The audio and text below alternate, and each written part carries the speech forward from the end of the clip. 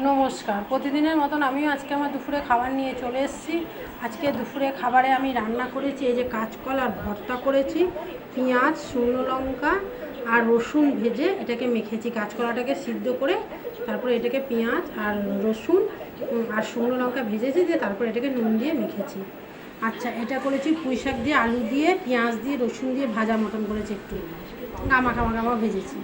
আর এটা হচ্ছে ডিম দিয়ে আলু দিয়ে তরকারি। এইটা ডিমটা বলতে এই যে এই ডিমটা দেখবেন আমি এই যে এরকম পনিরের মতন পিস করেছি। মানে কেমন করেছি, ডিমটাকে ভাপিয়ে নিয়েছি আগে। তার রেসিপিটা আমি দিয়ে দেবো, আপনারা একটু দেখে নেবেন। ওইটা দিয়ে আলু দিয়ে করেছি। হয়তো অনেকেই পারেন করতে, আবার অনেকে হয়তো পারবেন না। তো ব্যাপারটা তাহলে একটু বলে দিই। আর ভাত ছাড়া তো খাওয়াই হবে না ডেলি, আর ভাত না হলে তো চলবেই না।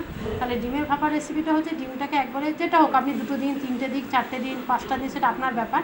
ডিমটাকে ফাটিয়ে নেবেন একটু নুন দিয়ে, ভালো করে ফাটিয়ে নিয়ে একটা এই কীরকম বাটি বলবো আপনাকে, এই যে এই টাইপের বাটিগুলো, স্টিলের না কিন্তু, এই বাটিগুলোর মধ্যে নিচটা অল্প তেল দিয়ে ডিমটাকে দিয়ে দেবেন। দিয়ে ডিমটা গরম জলের মধ্যে এই বাটিটাকে বসিয়ে দেবেন, দিয়ে ফুটে দেবেন ওপরটা শুধু। তারপরে পিস পিস করে কেটে ভেজে যেমন ডিমের ঝোল বানায় সেরকম ডিমের ঝোল বানাবেন।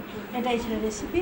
আর চলুন আজকে আমি এবারে ভাত বেড়ে নিই। এইটুকু ভাত একটু নেওয়া হয়ে গেছিলো, ভাতটা এবারে এই যে জলের গ্লাসে জল নিয়ে নিয়েছি,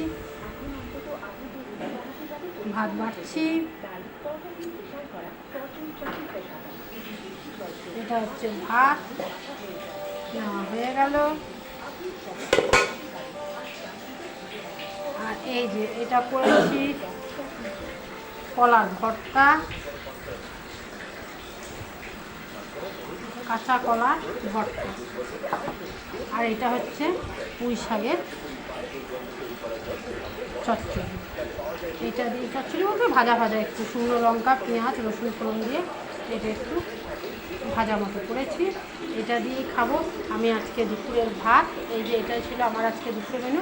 আর এই ডিমের ঝোলটাকে আমি এবারে এটা থেকে নিয়ে নেব। এটাই ছিল আমার আজকে দুপুরের মেনু। আজকে রাখছি, নমস্কার। আবার অন্যদিন দেখা হবে। Tata, bye bye.